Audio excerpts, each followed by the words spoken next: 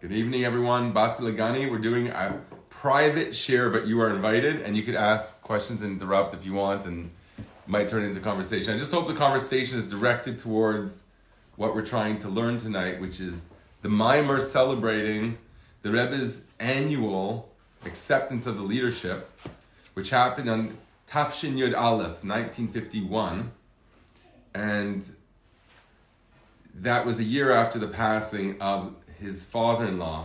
We call him the Rebbe Rayatz, the previous Lubavitcher Rebbe, who had written a Maimer, a Hasidic discourse, like a very deep philosophical treatise in Hasidus. He wrote something to be given out on the day that he ended up passing away. And it's called Basi Lagani because it opens with the famous words of Shir. It's not the opening words of Shir Shirim, Song of Songs, but it's the opening words that he begins his discourse with. Basi Lagani Achai Sikala. So I have that here on translated. I have come to my garden, my own, my bride. It says Achaisi, that's my sister. Okay, he translates it as my own. I don't know why. I guess that's what it means, my sister. As if maybe he's afraid to say that, sister. I spoke about that the other night. I never gave an answer. How you could say that, my sister, my bride. It seems like an oxymoron. It seems like Lady Gaga. I mean, it's something crazy. So here they don't even translate it. That's fascinating. I've come to my garden, my own, not my sister, my bride. I have plucked my mirth. I don't even know what mirth is. We need translations from English into a different language that we speak. And spice, eaten my honey and honeycomb, drunk my wine and my milk, eat lovers and drink deep of love. Okay, this is the beautifully romantic Shir Shirim which King Solomon wrote. And this is the line that is the final line from the discourse that the previous Lubavitcher Rebbe gave that was given out on the date. It was the passing of his grandmother, actually. But it ended up being the day of his own passing. And it's a series of 3 Maimarim. I've spoken about this before. The focus of it this year is actually going to be the second Maimar. Okay? And the Rebbe spoke about every year on the anniversary of his own acceptance of the leadership and the passing of his father-in-law. He said a Maimer, a Hasidic discourse, that begins with the same words and talks about one of the 20 chapters of the previous Rebbe's Hemshech, this series of Maimarim that he gave out. So we're doing the second one, and it's the 10th ois of it. That becomes the focus. So there's 20 chapters, and every year the Rebbe did one, so he went through it 2 times. We're doing the second time he went through. That is my introduction. We're going to make a series of these, please God, and you could rewind to this. Good evening, Yosef Stein. Good to see you. So this could be a series, and I don't want to introduce this every single time because I really want to get into the ideas behind here, and I hope we can get into a conversation about what the meaning, how it could relate to us, because there's no purpose of us reading words and saying words that we don't understand, we don't relate to. If it's just like a spiritual geography we don't really understand and we fall asleep in class at, it's not going to be relevant, it's not going to have an impact, it's not going to be what it's meant to be. So let's try and focus on the ideas. Basi Lagani Achai Sikala, Umevi al Zeh Kvaid Pushas Mari V'cham Yad Mor. This is the Tafshim Mem Maimer. It's the Bilti Muga Maimer that I have in front of me. It's also printed in the Basi Lagani series that they made. There's 2 volumes. This is the volume 2, so it has the 1980 version of this, because the Rebbe said it 20 years prior also, the same topic. But he always begins with a focus on the first paragraph of the previous Rebbe's Maimer, which starts with these famous words, I've come to my garden, my sister, my bride. It's talking about God's presence in his garden. And we'll see what all that means. I don't want to get ahead of myself because the Rebbe's words are beautiful, and he quotes a lot of the previous Rebbe's words, especially in the beginning. And then he goes on to, we'll see, focus on the 10th chapter, and it becomes the topic of this year. Every year, all Lubavitch learns the same topic. And so it becomes You're supposed to meet people and actually talk about something that's meaningful to spiritual life. So if you're all learning the same thing, you're all on the same page, you probably have something to talk about. Okay, I should have posted this. I'm going to maybe do it if we do another one. Okay, we'll post it and we'll try and get it together. Maybe I'll so that he cites the previous Rebbe's work, the Bala Lula. It's in honor of the day of his passing, which is Yud Shvat coming up. The Ma'arei B'liyim Histalchus Ve'Hilula Shalai, and his mimer that was given out the day that he ended up passing away, and his Hilula, it's a day of his reunion with God, because that's what the passing of a righteous person, that's what it is. They are no longer constrained to the physical body, and they could experience God in a more unrestricted way. The Isva Medrash Rabbah, Lagani, Laganuni. It says in the Medrash on this verse, when it says I come to my garden, it means Laganuni, to my gazebo, to my private chamber, my bridal chamber. What does this mean? What is God saying? He's come to his bridal chamber. He's come to his private domain. L'makim shaya ikri. So it means to say, this is the previous Rebbe's topic that he introduces it with. And it becomes the very flagship of the Rebbe. His whole banner for his whole leadership becomes this idea of focusing on bringing God back to the garden. It sounds like a famous song, doesn't it? You've got to get back to the garden. This is the entire topic. Basi Lagani is actually talking about, I've returned to my garden. Because God was here in the Garden of Eden. God's presence was there. We even see that Adam and Chava, the first man and woman, heard him walking about her, right? We're going to actually reference that here. I think in this version, maybe. Kafetz v'azov, God's jumping back. They do an avera, they do something against God's will, and it causes God's presence to be rejected, as we'll see. It's jumping as if it's pushed away in leaps and bounds. So it talks about the power to bring God's presence either into the world, making it a garden for God, a ganuni, a private domain. I guess if you're the king, you ever been to Versailles? They have a garden like you can't believe. Okay, if you're the king, especially if you're the king of the universe, you'd probably have a nice garden. So this world is intended to be a beautiful place where there's not war and killing and hate, but peace, tranquility. And what happens as a natural result of peace and tranquility is fantastic wealth. So you could have the time to focus on doing something meaningful, which is the purpose of wealth. So God was first most revealed in the Garden of Eden. He's the perfection of the world as he created it. Then we're going to see that there was a process of pushing away God's presence. It happened in the degrees of 7. So you push God away to the 7th firmament of heaven. You got to go really high to see God now. It's not that God was revealed in the physical world.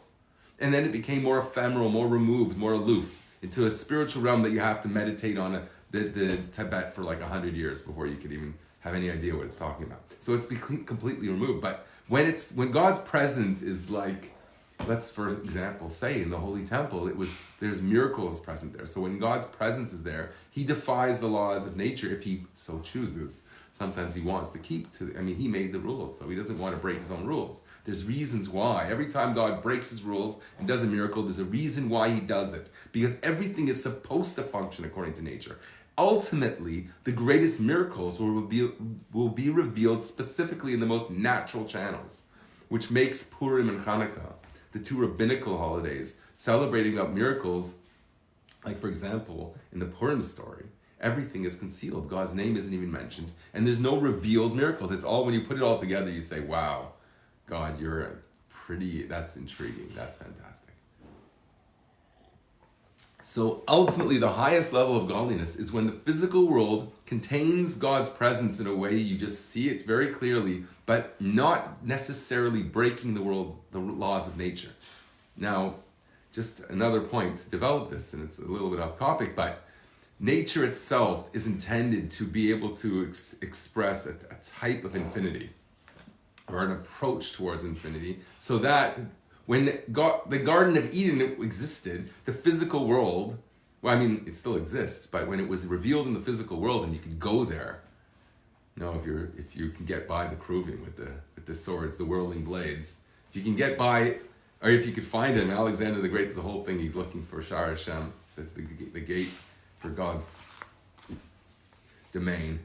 Okay, that's another story. I don't want to get too off topic. But we see that there's the physical world itself can be a place where the infinity of God is revealed in such a way that the world is not the way you would experience the world typically. It would be a world that's perfect to the degree that it reflects all the spiritual realities that underlie it. Because every physical thing in this world has a spiritual source. Sometimes it's not in line with it, and therefore it looks different than it would if it's perfected and used for its purpose. So when everybody expresses its godly purpose, then you have a world that can approach the infinity. I don't have the best sources for this, but I have a lot of allusions and things that talk around this idea, and I'm going to make a case for it one day. Okay, believe later. And here, I mean, a lot of Chassidus talks about this idea. So, okay, we'll find sources for another day. Okay, so L'makam Shai Ikri, Hainu Ikr Di Rasi. So God's talking, this is in first person. So God wants to return to his garden, to the place where he was in his most present state, in the most attentive state, where he cared most to be cognizant of. I mean, God's aware of everything, to like a worm in the middle of the earth. Every single thing God's privy to and is aware of and is sensitive of to the greatest detail. But there's some sense here. I think we have to understand that actually. And I think the inaugural mimer that the Rebbe said in Tafshin Yud in 1950, I think it actually speaks about this topic at some length. What it means, the main Shechina. I don't think it becomes the topic of this particular mimer, but here we're talking about, it's very difficult to understand what it means, the main presence of God. It does come up, and I have some vague knowledge about it, but it has to do with God, what we call God's essence. That God's essence is revealed, because when you're at home in a dira, and you're in your place, in your private domain, you are yourself. You don't have to put on a show for anybody. And that's what so in that sense, God's essence is where he is himself to the furthest degree, which incidentally, I know this is a lot, which incidentally is tied up with the very concept of God's ability to create ex nihilo. That is a power that only the essence of God have. You can't have 7 heavens later and there's some angel that cannot create ex nihilo. It's not going to happen, even if he doesn't speak Latin. He still will be able to create ex nihilo, because that is a power reserved only for God. You could try and make a matrix, but it's going to be fake. Only God can create real matter. So the real matter, the physical, actual substance of the world, is where God wants to be, is most manifest, most present. That's the ikar, the tchila. So in the beginning of creation, God was there. Because the main presence of God was specifically in the lower realm. And from 70 negative expressions that were performed in the world, like eating from not an apple but maybe a fig, or wheat, or wine, or what was it, a date? I think 5 different things it could have been. Well, none of them was an apple, incidentally. I mean, you need a bigger leaf if you're gonna, right? Their clothes were made from it. You need a fig leaf or something. I mean, isn't that they have a fig leaf, but they ate from the apple tree. It doesn't even make sense. The tree that they sinned with was the one that covered up the shame that resulted from it. It's an interesting idea. It's ironic. We'll have to look into what that means another time. Here, we're going to try and cover ground. It's different than my morning rant. I really want to actually cover something. I'm sorry I didn't post it yet, but we want to go through this. The Shechina was in the lowest realm. From 7 negative things that were done in the world, God's presence was pushed away from below where it wanted to be in the physical world, so that unity of Kuchabriko Shchinde is what you're striving for, which means bringing God into the world, into a type of appreciation for creation. That's I think what we mean by Shechina, God's presence. Are you following this? Yeah? Please interrupt. Don't be shy. This is meant to be a conversation, really. So God goes way higher, okay? So you cannot see God by looking at the fig tree anymore. It's not possible. You have to meditate about where did the fig tree, it's sweet. So where does sweetness come from? Typically we associate sweetness with God's chesed, his kindness. So you want to understand what God's kindness means? Enjoy a good fig. Or whatever you're eating. The source for things are sweet. So you relate that to God. So you say, wow, God's pretty impressive because he makes something that's so delightful. And if you don't know what delight means, thank God for that too. Now he's emailing me. Sorry. So God goes up to the seventh firmament of heaven. I don't know what a firmament means. You probably never had that word in common parlance either. But it means, you know what it means? What is it? No, firmament. Rakia maybe like, because on every level there are different angels, yes. We say that too. Might be, right? This is actually talking about, well, yeah, because maybe we're talking about the spiritual realms. Maybe but also it's a term that's referred to the physical world. It's talking about different orbits of the constellations and like beyond. Maybe so the sphere? Maybe connected to sphere? No? Here, I think it actually means mostly different states of consciousness. The physical consciousness. When you're interacting with the physical world, you are, like if you're a mechanic, you probably are really rooted in the physicality of the world, much more so than maybe a philosopher or a poet who's dealing with ideas more. It's more intellectual, it's more removed. Okay. So there's 7 steps of removal from the physical called rakim or firmaments. But here we mean more spiritually. Back then, the physical idea of different, you might think they're like, I don't know, what do you call when you go to the different layers around the earth of different atmosphere. You might view it that way, but I really don't think it means, because we're talking about the entire universe. So I think it means the orbits of all the galaxies, because everything orbits. So I think it's talking about these grand orbits that circle in different levels, and ultimately you come to the 9th firmament, and then you peek behind the curtain, and it's like God himself. Or maybe you go back to the beginning, because I always wondered what's outside, when you go to the edge of the universe, what's going to happen? And then you're going to fall off the Columbus's, the flat world becomes the flat universe, and you fall off.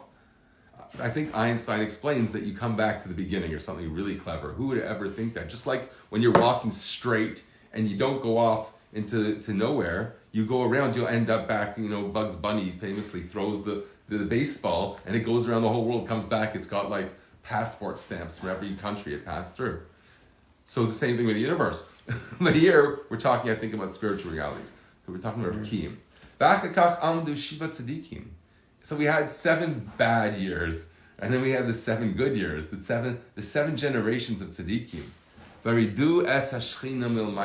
So God, who was like offended and went away, now is brought back, enticed by the beauty and the grace and goodness that's brought into the world by 7 generations of righteous people. Noah, Abraham, Yitzchak, Yaakov. Well, Avram was the first, actually. Oh, okay. And then it goes all the way to Moshe. Ad Sheba Moshe. So we wait 7 generations the other direction. Shehu Hashvi. He was the 7th generation from Avram. The Kol Hashvivim Chavivin. And then you have this beautiful expression that is from Vayikra Rabbah, it's from the Medrash. It says, all 7s are beloved. Would you like to, the Rebbe says he's almost embarrassed by the fact, why is 7th beloved? He says in his first mimer when he took on the leadership, in Basi Laganitash and Yud Aleph, he says, when are 7s beloved? When they're 7th to the 1st. The worthiness is the one who blazes a path. And then to follow in the footsteps is a more humbling experience. And it's precisely because of its humility, it's considered precious. So you were 7th, you're 7th to the 1st, the Alter Rebbe, the Rebbe defers to, the first Lubavitcher Rebbe, who blazed a path to follow. And now we are just a continuation. The Rebbe always saw himself as a continuation of the previous Rebbe, and not someone who wants to draw attention to himself. So the Rebbe was humble and to the extreme, always deferring to the previous Lubavitcher Rebbe, his father-in-law as the leader, not himself. But he was seventh too. No? But the Rebbe was seventh. He's talking about himself. Right. But he calls the seventh generation the continuation of the previous Lubavitcher Rebbe's, his father-in-law's leadership, out of humility. But there are some instances where he does refer to his own generation as being separate in a sense, and like taking it a step further. Okay. And these, so Moshe Rabbeinu, Moses, was famous and significant for being the seventh and therefore having the enormous role to finish the goal for which the world was created, to make again a dwelling place for God in the physical world, which happened at the giving of the Torah, which Moshe was instrumental in doing. Okay,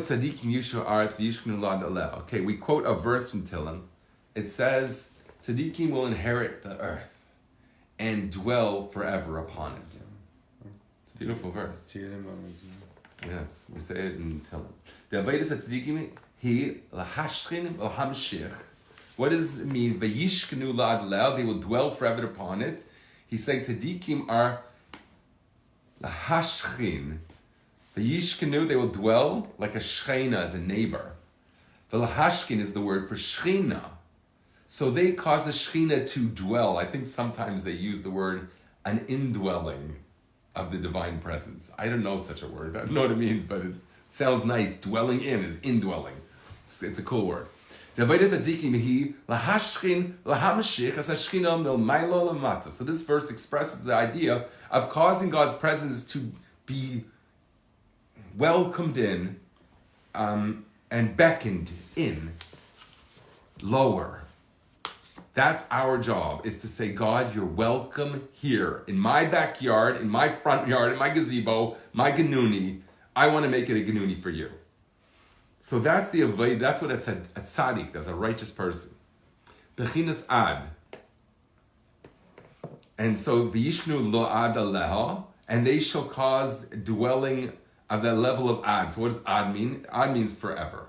Okay, but we're going to see what it means. K'meishahu bechinas Sheikhin ad moraim v'kadesh. As we say in prayer, we say, Sheikhin ad, he dwells forever, moraim, elevated or exalted, v'kadesh, and sanctified and holy. Shabbos prayer. Right. The Shabbos prayer, we say, Sheikhin ad moraim v'kadesh ma'im. So this is talking about, what does ad mean? Sheikhin ad. Here we're not translating it that much. But it's referred to Sheikhanad, that's dwelling forever. Okay, the first mimer speaks about it, or maybe the Friedger's mimer.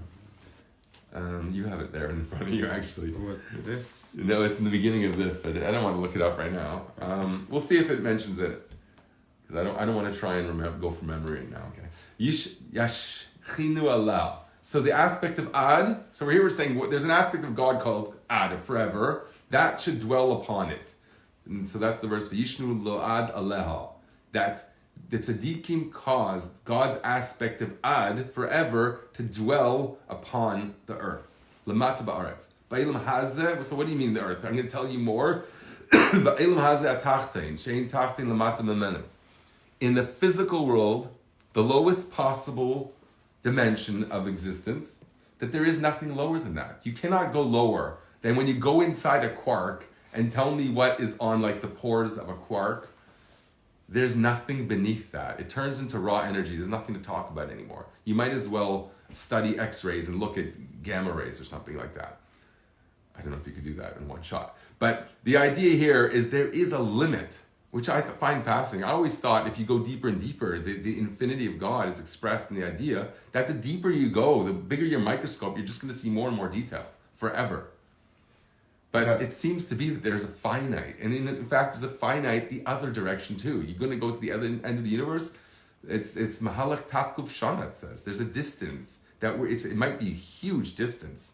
500 light years maybe. However you interpret it. 5 500-year journey from one firmament to the other. So what do you add them up? I think there's 9 firmaments. What is it? 450? I don't know what. Right? How many light years or walking? You're gonna walk for like 500 years and you'll get there. So some of the people that walked the earth lived that long. Like certainly the first man, he could have walked to the ends of the universe. Probably means light speed. I don't know, but so you have the finite in the going microscopic and macroscopic. You're gonna go to the end of the universe. It's finite. There's something. You'll go back to the beginning. Yes, okay, but what he means and tachton meno, so it means the genom actually. It's not.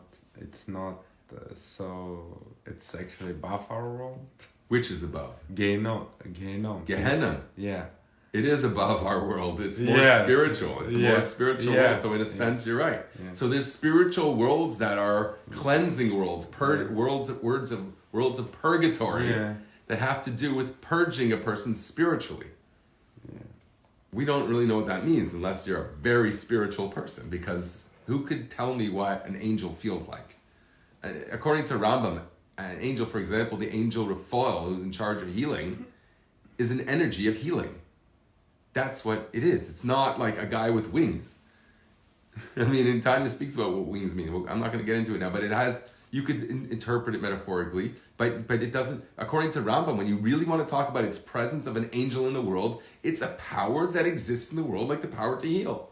So the power of heal is like a transformation of where there's suffering or the opposite of health, then healing comes in and turns it around and introduces a type of energy that we call healing. So that could be expressed or experienced in a physical way. It doesn't have to be seen spiritually. So the idea of a spiritual thing, we always are lacking the ability to really define it unless you're a very special person. And I want people to come forward. Don't be so shy. If you see things and you're a worthy person and it's a significant experience, come forth and tell the world, and what can we learn from it? If we can't learn anything from it, it's okay. It's a nice dream. It's not really very useful, but let people come forth, not be shy, and whoever's a big makubal and meditates, it's so good that he experiences what an angel is, write a book about it. I mean, what are you going to wait for? How many tzaddikim burnt their writings because they're so holy, they didn't want to share with anybody because they might get some personal self-aggrandizement or something out of it. The whole world suffers, thank you very much. The tzaddik in pelts.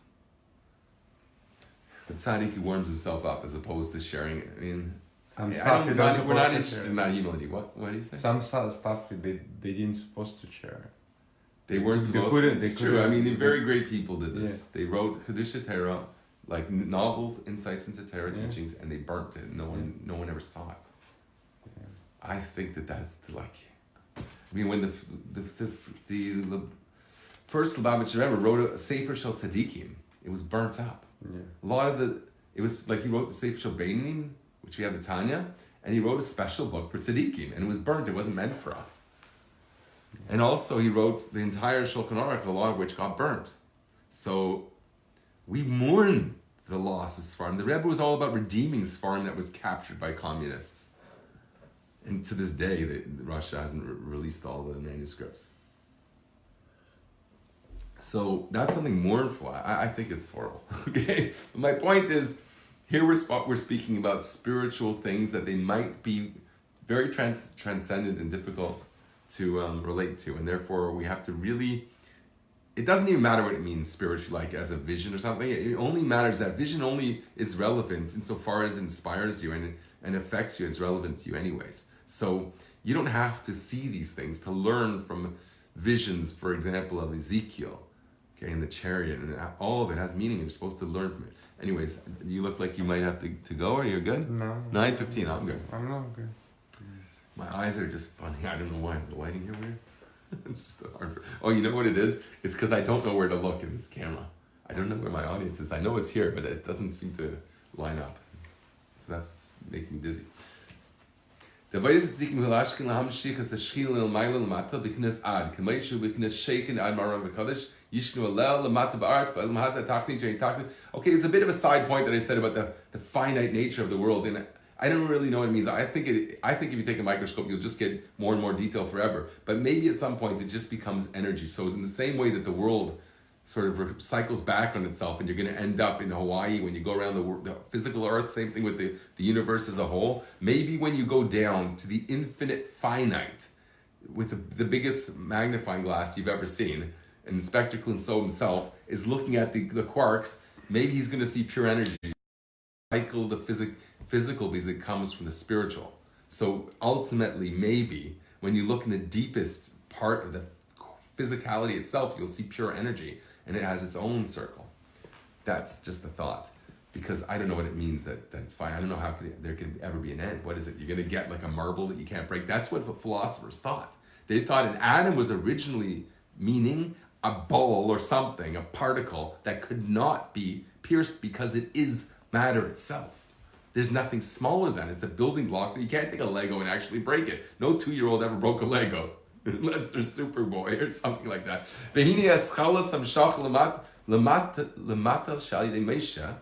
Now, with the drawing of God's presence into the physical world that happened by Moshe, that happened at the giving of the Torah, Moshe Kasuv, V'yered Havaya al Har Sinai. God came down upon Mount Sinai.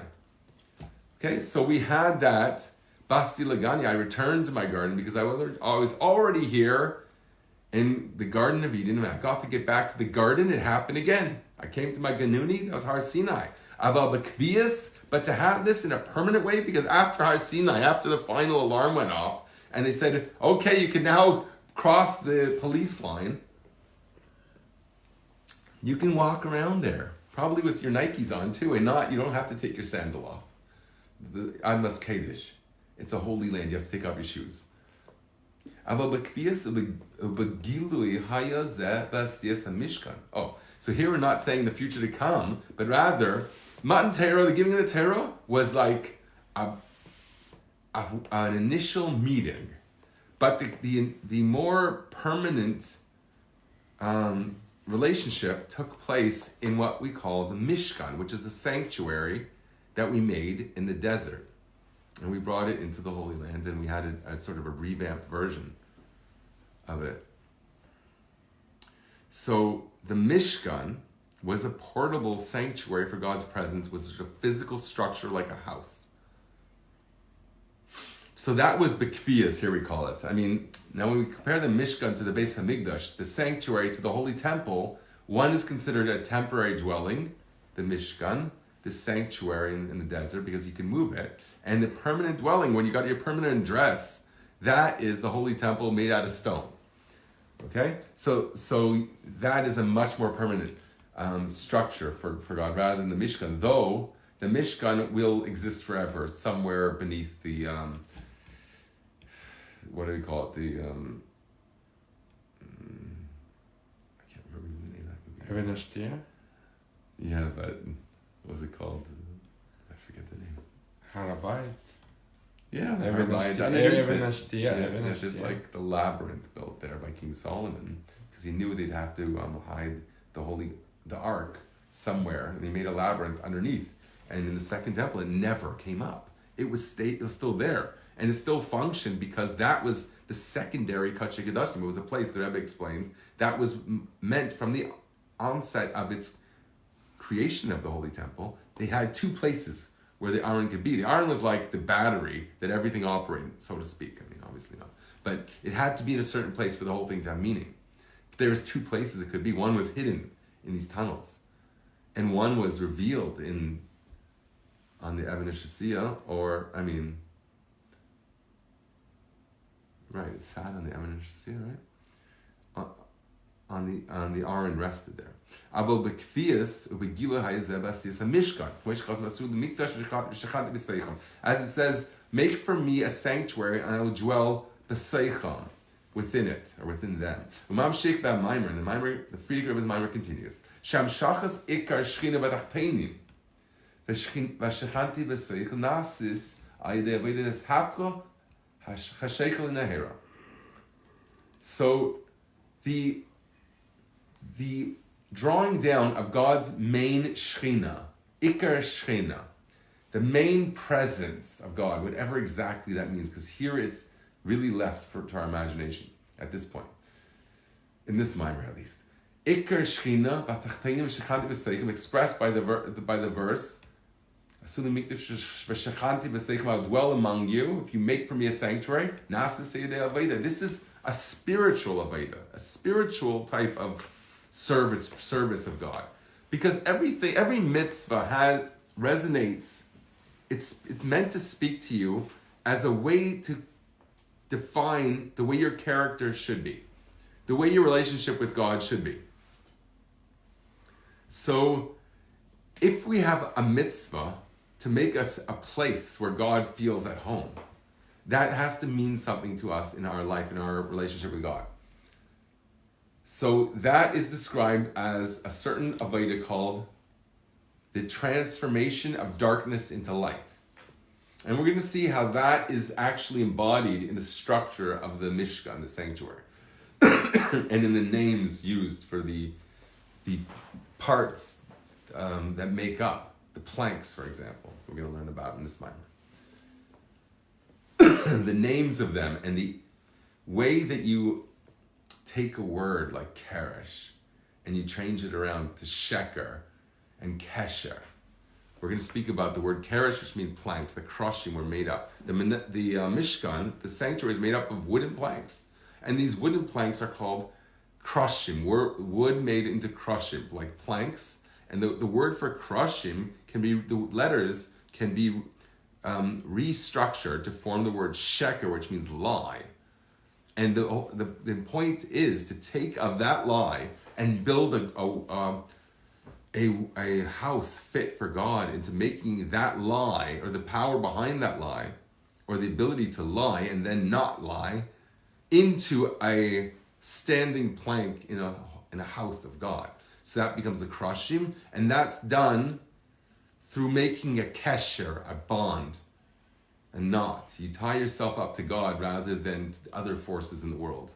And that's the transformation of the darkness that's trying to suck you in, to trying to bring you down, and then using it as an opportunity rather to transform that madness. Because who would do anything that's against the person who's keeping your heart beating, right? When you see that your life depends on somebody, you treat them really well. So the angels are good fans of God because they know their maker. They praise God, their maker, they call him, the Yetzram, benachas ruach, with patiently and with enjoyment, with pleasure. Like, they're not rushing through it to get to the dessert. Okay,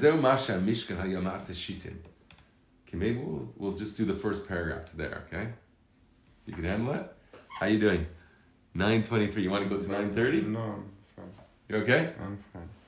Well, You got that Russian strong blood in you, right? why? Why? Because I find that Russians have a lot of like inner will strength. Rabbi was Russian too. But Yeah. actually were no... We all come from Russia. What do you Yeah. mean? There were actually no... white folk Jews.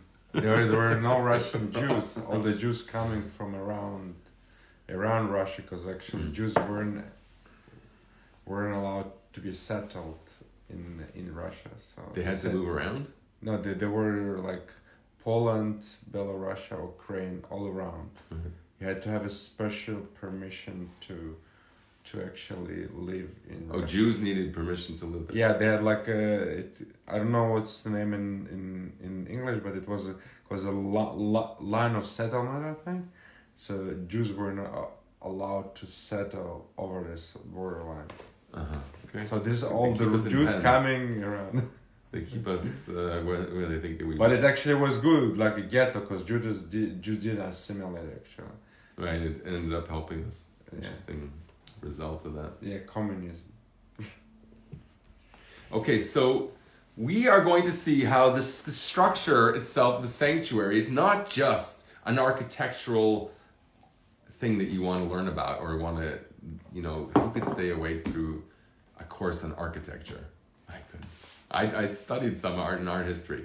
But so the Mishkan had a shape. But that shape is not just a shape of a building. It's not arbitrary.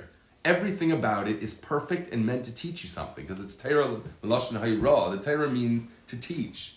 So the Mishkan was a building, but it was a message. And the message is transform. And we'll see how. It was made out of atzei shitim, shemahem nasu hakroshim. So there was acacia wood called atzei shitim, and the word shitim is going to be significant.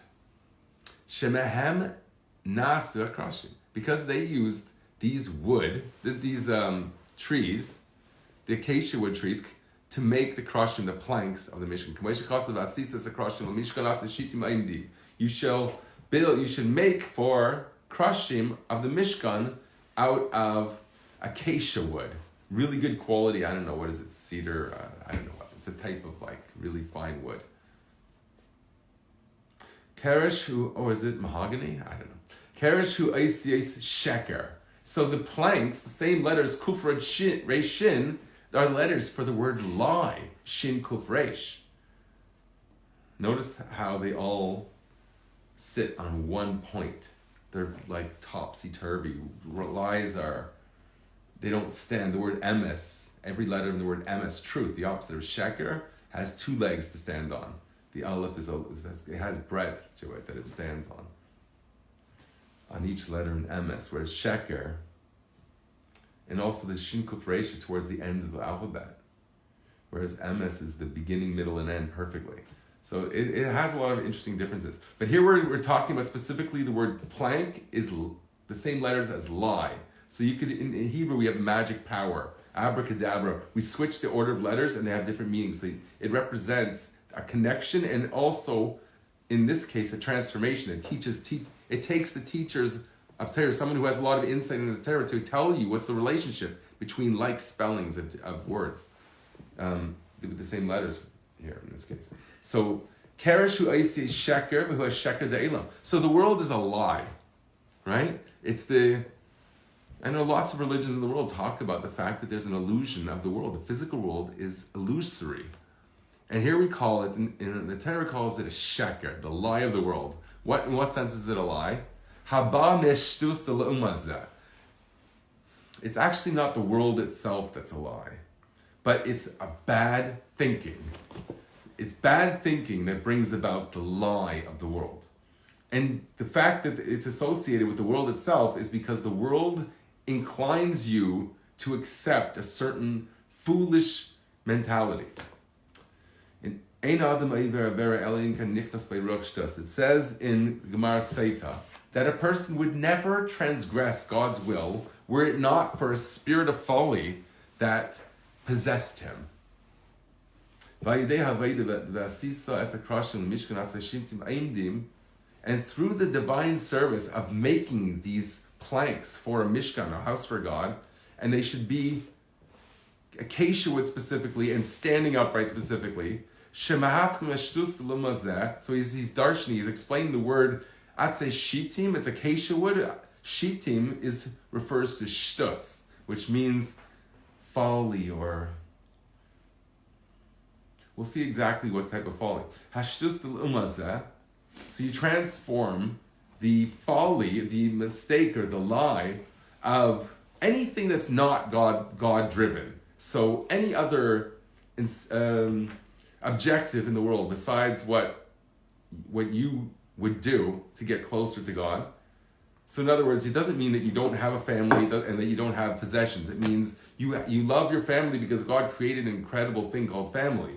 And he wants you to interact with people a certain way. And money is meant because he wants you to have resources to do things with it that are good. So everything, when you bring God into it, it's not that the thing doesn't exist, that you're going to be aloof and not care about money anymore. It means money has value to you because you have a certain code whereby you bring significance to your interactions with money, family, and every other thing in the world.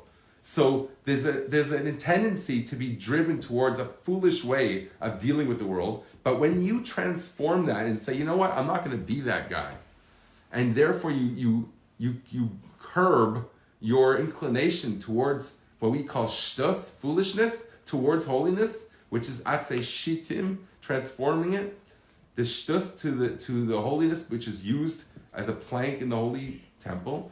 So therefore, you're mahafkinas hashakadel a'ilam lakeresh hamishkan. So the lie of the world now becomes a plank for the Mishkan, because the power of the Hebrew alphabet, the Lashon HaKodesh. Krashtim l'Mishkan. Ayidez nasim nasa v'shechanti b'seichel. And in so doing, by making a Mishkan, you make shechanti, it's the same word of Mishkan, means the place where you cause God's dwelling. God, it's a Mishkan, is a sanctuary.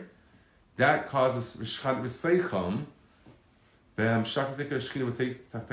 So usually we translate Shechanti B'Seicham, B'Seich Kol Echad V'Echad. The sages teach us it means B'Seicham. It doesn't say in it, but it says in them. B'Seicham, in you rather, in plural, or within them. Talking with the Jewish people, in each and every Jew, which is the causing to dwell of God's main presence in the lower realm. And he adds in the Maimer, the previous Lubavitcher Rebbe, a observation with regarding to the specific use of the word. It doesn't say in it, but in them, in each and every individual, which is the Shla brings this, the Shla HaKadosh. Okay, so in every single Jew, it's talking about God has a relationship with every individual Jew, and he wants to hang out with you. Okay, I want to speak in your language. God wants to dwell amongst you. You know what that means? Well, you probably do. If you're going to be dwelling with someone, you want to have a good relationship with that person. Right? L'chol Basi Ne'eman says about Moshe, he's welcome in my entire home. But that's God's home. We're talking about making a home for God.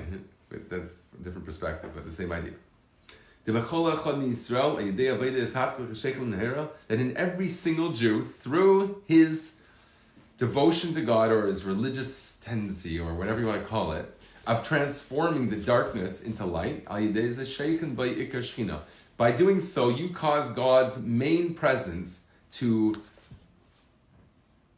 sheikhan, to dwell. As it was in the beginning of creation, Basi legani legnuni, which is described in the verse in Song of Songs that we started with, I have come to my garden, to my private chamber, where I was for most revealed in the beginning of time. And then in so doing, through your personal devotion, and it shouldn't be a big sacrifice, it's just like more of a paradigm shift. That you just say, yeah, thank God that we have a code that tells us how to be a decent person, because it's the only code that actually makes sense in every way you want to look at it. And if you don't see that, it's because you don't understand it yet. Because your individual interpretation is, it's essential, it's obligatory for the Torah to speak to you. Every person, and whatever cultural mindset that they have developed and becomes who they are, the Torah has to speak to you. So it's a matter simply of having the words to explain it to you in a way that relates to you. It's meant to be for every single person. If the Torah doesn't make sense, it simply means you don't understand it yet. But it's meant to be understood in terms that you can relate to, and it makes sense to you. And every single person, it doesn't matter what side of the political spectrum you're on, will find truth within the Torah when they truly are sensitive to its deeper meaning. So here you see, here's a whole paragraph on like a few words, like not a paragraph, like a whole chapter. So it's in a paragraph actually, but it's like a chapter in our what you're familiar with. Okay, so just to sum up, this is the introduction, and the bulk of this particular mimer that speaks about the 10th ice of a different mimer of this. It's like a continuation, and we'll see it's a different focus, the same idea. It speaks a lot in this mimer about the three meanings of the word tzavah, like in Sivas Hashem, the host, the armies of God, the soldiers of God, and three meanings of the word tzavah, and it's really fascinating, and we're going to see how they all interlink. Just like the Rebbe's father-in-law did with the word keresh, the planks, which means sheker, transfer, making a kesher, connecting with godliness. transforming the lie of the world, the lie of the world into a home, in effect, to God. So the Rebbe does the same literary analysis of the word tzava, not in terms of exchanging the letters, but three meanings, and he weaves them all together to show how they're all interrelated and beautiful, and to sort of lend meaning to each other to help you understand it better. So if there's any questions, I'm going to just see if anyone here asked anything. People are quiet at night, I think. I don't like talking at night. I'm asleep like three hours ago. This is afterburners, but so it's going to be a bit different tone. I'm going to try and cover ground, and I'm going to post it for you, Bli Nader, so you can follow along. Do you have any questions? We'll try and keep it an hour. Let's try and keep the same batch time, same batch channel. Like, I don't know, 8:30. What day is today? Monday nights. No, we could do it as many days as you want. Actually, I'm pretty good. So see, just if you want to do it again sometime. Otherwise, I'm gonna sort of introduce my own scheduling. Okay. But if you could be the inspiration for this, it's a big schos that we can. Hopefully, a lot of people. I'm an inspiration for this. Wow. Yeah, I wouldn't have done this. I would have been on the bike for another 3 hours, something like that. I would be getting my beauty sleep so I can wake up early to. So I like to do most of my delving into ideas in the morning, because at night I just wanna. If I want to say Kriya Shema L'Mito, not in my pajamas, then I cannot try and like learn so much at night. I just better to wake up and still recording. Yeah, I better stop it. People don't need to hear the Wheaties I eat for breakfast.